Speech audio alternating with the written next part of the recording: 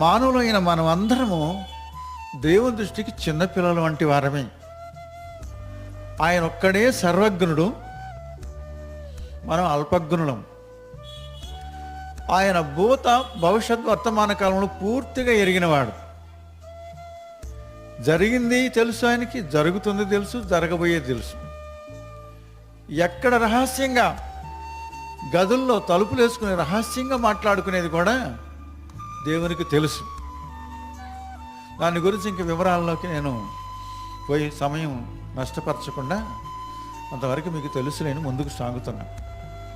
అది అందుకని బైబిల్ ఒక మాట ఏముందంటే, ఒకని మార్గం ఆయన దృష్టికి యథార్థముగా కనబడును కానీ అయినను మరణమునకు దారి తీస్తాయి. ఒకడు తనకు ఏర్పరచుకున్న మార్గము మంచిదిగానే ఉంటుంది, కానీ అది మంచిది కాకుండా